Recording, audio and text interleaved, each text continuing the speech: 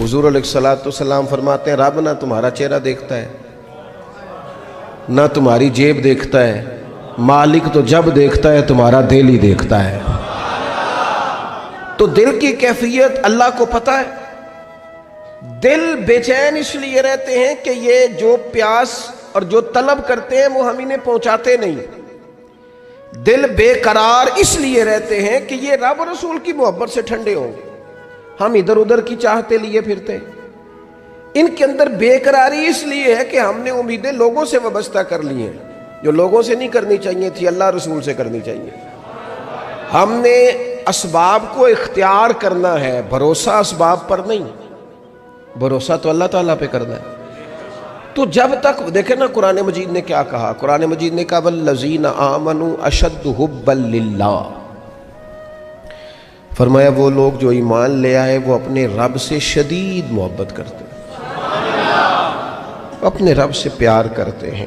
ان کے سجدے بوجھ نہیں، ان کے سجدے تو لذت ہیں۔ انہیں نماز کے لیے لانا نہیں پڑتا، جبر نہیں کرنا پڑتا، ان کے تو دل کھچے چلے آتے ہیں۔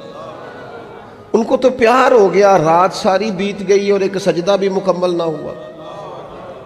وہ تو مال چونکہ اللہ نے دیا ہے تو راہ خدا میں خرچ کرتے وقت ان کی طبیعت کسی قسم کا تکلف نہیں محسوس کرتی، کوئی بوجھ نہیں محسوس کرتی، چونکہ وہ ہر چیز سے بڑھ کر اللہ رسول سے پیار کرتے ہیں۔ تو یہ چیزیں ان کے سامنے کبھی بھی رکاوٹ نہیں بنتی۔ اور دل میں سب سے زیادہ محبت اللہ کی، اور جہاں تک تعلق ہے میرے رسول پاک کا، تو اللہ کریم نے فرمایا النبی اولیٰ بالمؤمنین من انفسہم، فرمایا یہ جو نبی ہے نا یہ تو مومنوں سے ان کی جانوں سے بھی زیادہ قریب ہیں۔ تو ہر وقت دل کی دھڑکنوں میں، روح کی ٹھنڈک میں، قلب میں، دل میں، روح میں، ذہن میں جو چیز ہر وقت سمائی ہے نا مومنوں کے، وہ رسول پاک کی ذات ہے۔ اگر رات ساری بندہ یہی سوچتا رہے کہ سویرے یار کس طرح کام چلانا ہے، پیسے کیسے آئیں گے، جو میرے پاس 2 لاکھ ہے اسے 6 کیسے کرنا ہے، اور یہ 6 ہے یہ 12 کیسے ہو سکتا ہے، اور جناب یہ دنیا میری کیسے آگے بڑھ سکتی ہے، اور یہ جو پلاٹ پڑا ہے نا میرے گھر کے بالکل سامنے کیسے کچھ چکر چلے کہ میرا ہو جائے، گاڑی ہے ذرا چھوٹے ٹائروں والی بڑے ٹائروں والی کیسے آ سکتی ہے۔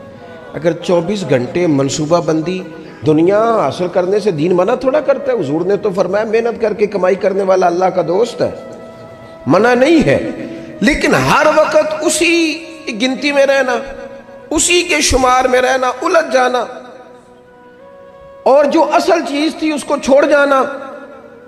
ہم نا نیکی کرتے ہیں، مومن ہوتے ہیں، لیکن اس کی لذت نہیں پاتے۔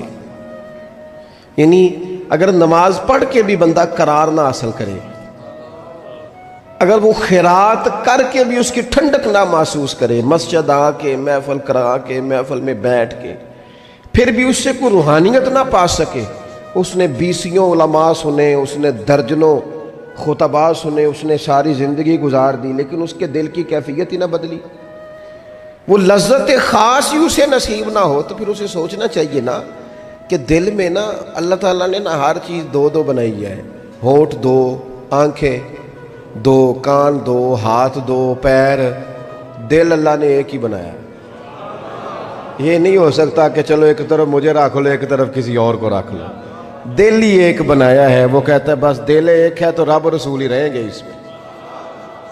اس میں ادھر ادھر کی چاہتے نہ لے آنا، جب تک دل کے اندر پوری طور پر اللہ رسول کی۔ بخاری مسلم میں حدیث ہے،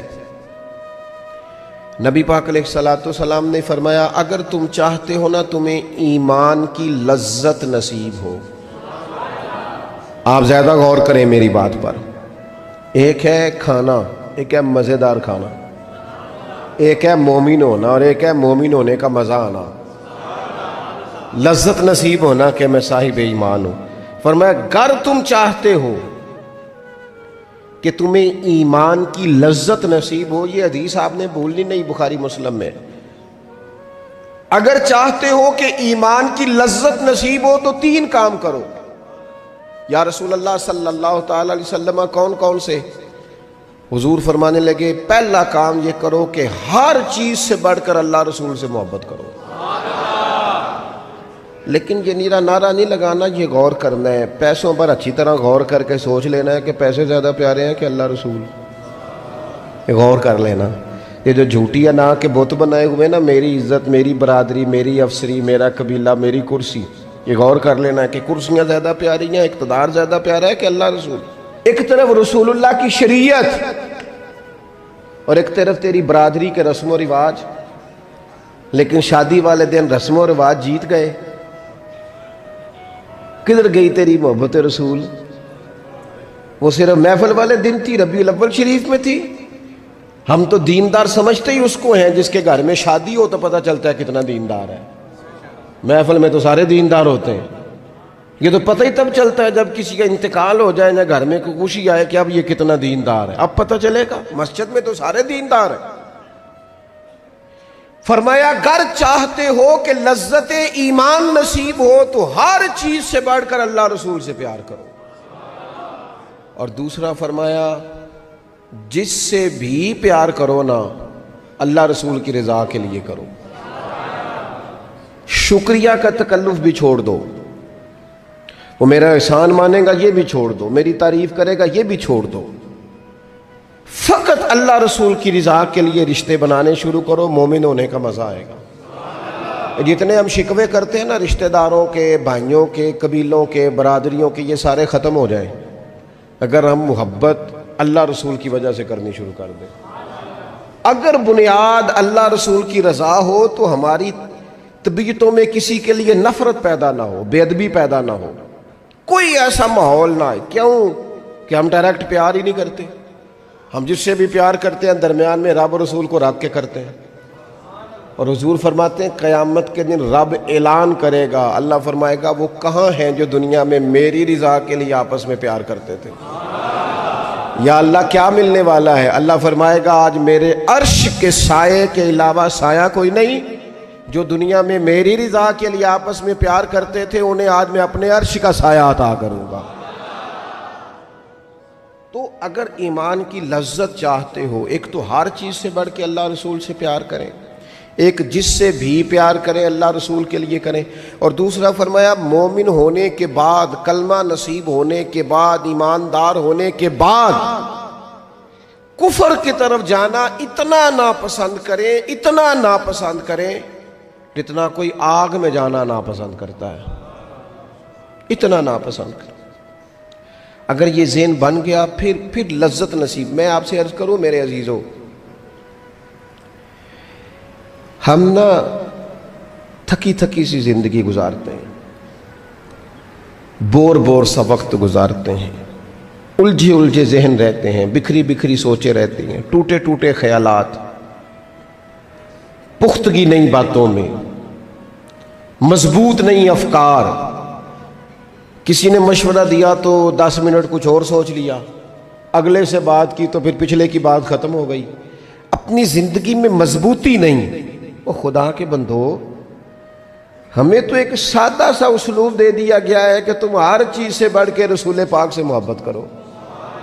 تو جب پوری طرح وہ محبت نصیب ہو جائے گی، جب پوری طرح وہ چاہت مل جائے گی، جب پوری طرح وہ خلوص نصیب ہو گیا، للہیت مل گئی، اللہ رسول کی بارگاہ نصیب ہو گئی، آپ یقین کریں حضور کی محبت بندے کو پکا کر دیتی ہے، اس کی سوچوں کو مضبوط کر دیتی ہے، اس کے اندر استقامت لاتی ہے رسول اللہ کی محبت، انسان طاقتور ہو جاتا ہے۔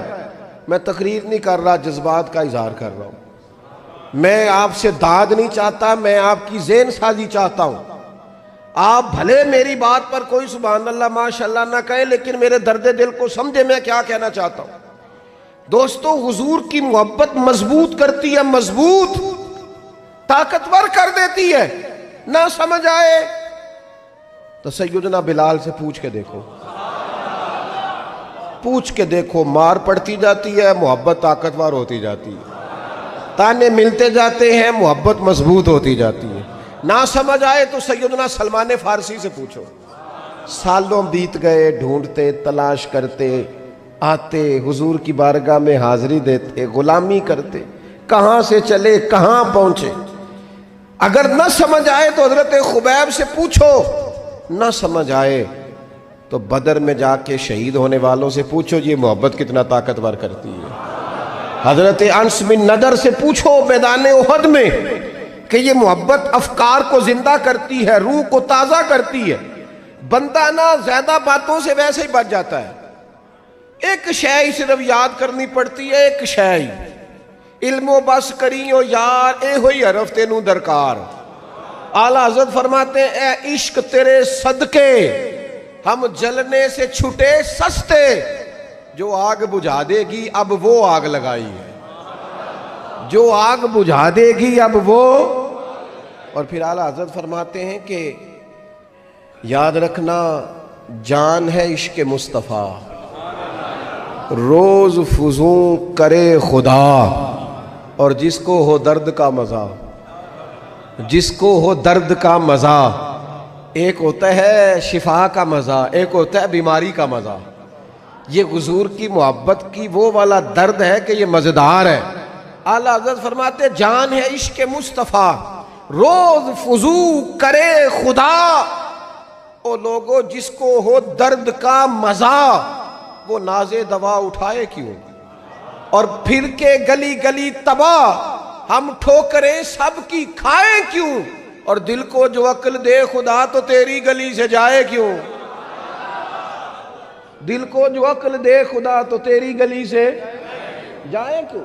صحابی بیٹھے ہیں نا نبی پاک کی بارگاہ میں، اور دیر سے بیٹھے اور جم کے بیٹھے، بٹھا کے اپنے محبوب کو اپنے پہلو میں، جو لوگ کچھ نہیں کرتے وہ بھی کمال ہی کرتے، دیر سے بیٹھے اور بیٹھے تو نبی کریم نے فرمایا جاؤ کوئی کام بھی کرو۔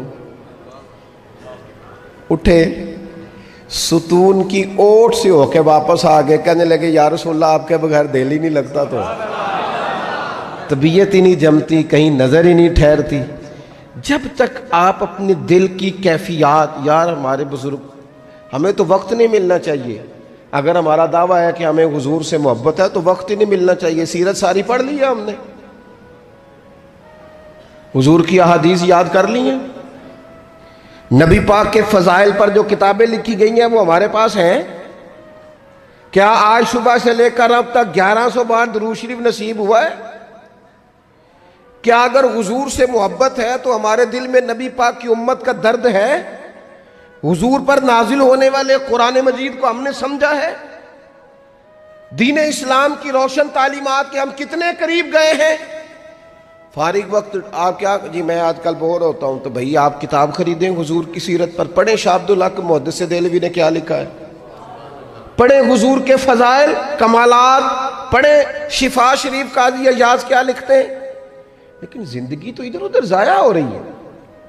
محبت والا تو اپنا ٹائم، یہاں تو کسی کو پیار ہو جائے نا اپنے گھر سے تو قربانی دیتا ہے، کہتا ہے آپ سب لوگ کھائیں گے میں پردیس میں جا کے کماؤں گا۔ پیار ہو گیا نا تو اس نے جدوجہد کی، اس نے عمر گزار دی۔ ہمیں اگر پیار ہو تو پھر انداز کچھ اور ہو۔ تھوڑا سا نا اپنی قلبی واردات پر توجہ دیں، اپنے دل سے پوچھیں، ایک تسبیح رکھ لیں ہاتھ میں، جس طرح موبائل ہو نا بندے کے پاس تو چین نہیں نہ لینے دیتا، جس طرح موبائل ہاتھ میں ہو تو چلتا رہتا ہے نا، انشاءاللہ تسبیح بھی ہاتھ میں ہوگی تو درود پاک چلتا رہے گا۔ یہ کریں یہ کام، حضور کے تذکار جمیلہ، نبی پاک کا تذکرہ، اپنے قلب اطہر میں حضور کی محبت کو۔ آپ دیکھیں نا کبھی صحابہ کا مزاج، ایک ہوتا ہے بڑے مشورے کرنا اور ایک ہوتا ہے زندگی میں نا ایک حرف یاد کر لینا۔ صحابہ نے نا ایک سبق یاد کیا تھا کہ جو حضور کہہ دیں گے نا، یہ بڑا مختصر، بڑا جامع، بڑا مزیدار اور سارے پہلوؤں کو اکٹھا کرنے والا سبق ہے۔ جو کریم کہہ دیں گے نا، لمبی چوڑی دوڑ ہی نہیں، جو حضور فرما دیں گے۔ حضرت صدیق اکبر سے پوچھا آپ کو پسند کیا ہے؟ کہنے لگے حضور آپ کو دیکھتے رہنا،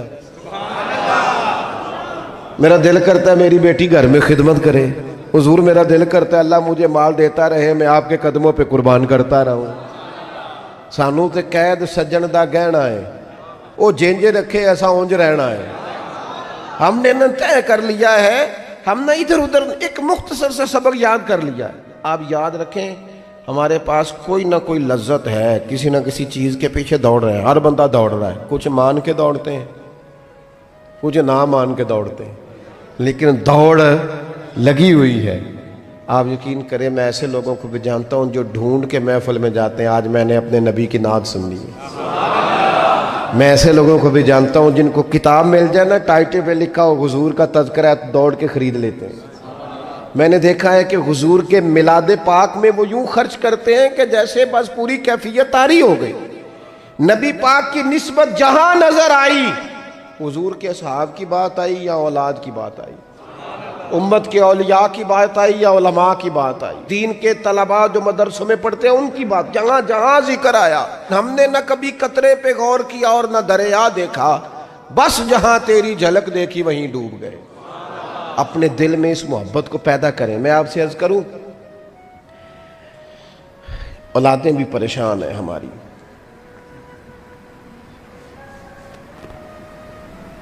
ہم نے بچوں کو پیسے دیے ہیں، ٹائم نہیں دیا،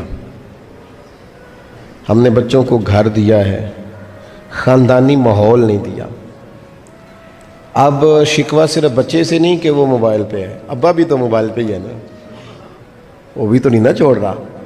بچے جو چھوٹے موٹے سوالات اپنے ماں باپ سے پوچھتے تھے تو ایک خاندانی روایات، ان کا حسن منتقل ہوتا تھا، وہ اب رخصت ہو رہا ہے۔ بچے اپنے گھروں میں، آپ کو پتہ ہے یہ صحابہ کی اولادیں کیوں جان قربان کرتی تھی نبی پاک پہ؟